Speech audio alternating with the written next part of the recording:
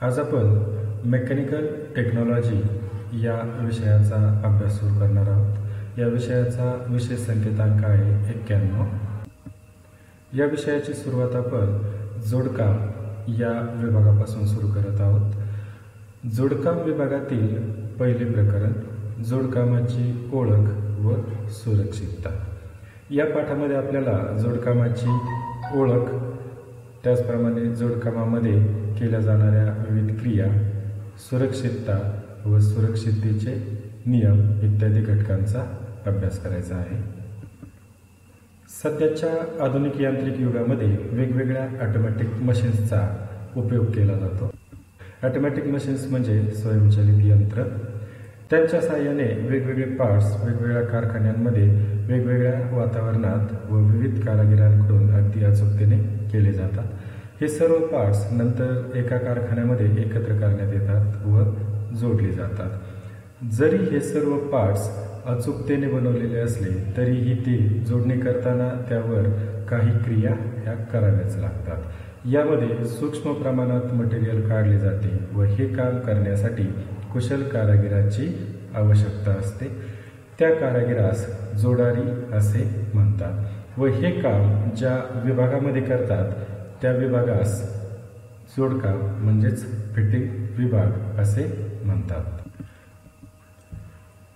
धातूवर घासकाम करून वस्तू तयार करताना त्यांना जोडण्याचे काम या विभागामध्ये केले जाते।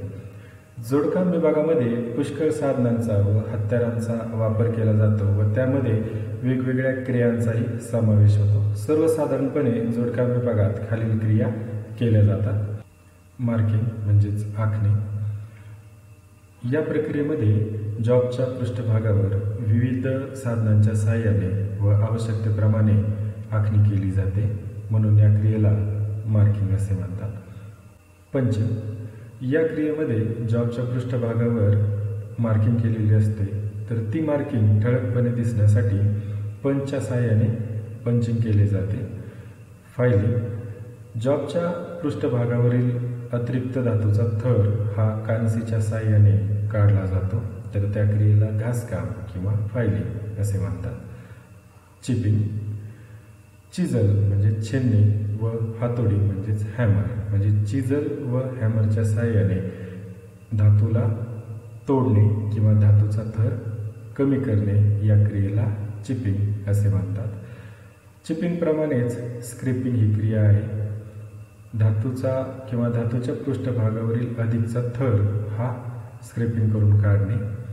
त्यानंतर हॅक्सॉइंग। या क्रियेमध्ये धातूला कापले जाते, म्हणून या क्रियेला हॅक्सॉइंग असे म्हणतात। त्यानंतर ड्रिलिंग। या क्रियेमध्ये जॉबच्या पृष्ठभागावर छिद्र पाडले जाते, या क्रियेला ड्रिलिंग असे म्हणतात। त्यानंतर रिमिंग। या प्रक्रियेमध्ये धातूच्या पृष्ठभागावर जे ड्रिल पाडलेले असते ते तंतोतंत किंवा अचूक येण्यासाठी त्यावर रिमरच्या सहाय्याने रिमिंग केले जाते, त्या क्रियेला रिमिंग असे म्हणतात। त्यानंतर टॅपिंग।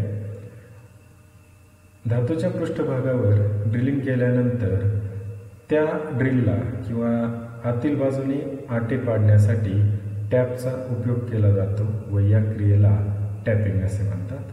थोडक्यात आतील आटे पाडण्याच्या क्रियेला टॅपिंग असे म्हणतात। जोडकाम विभागामध्ये काम करताना स्वतःविषयी पाळावयाचे सुरक्षिततेचे नियम।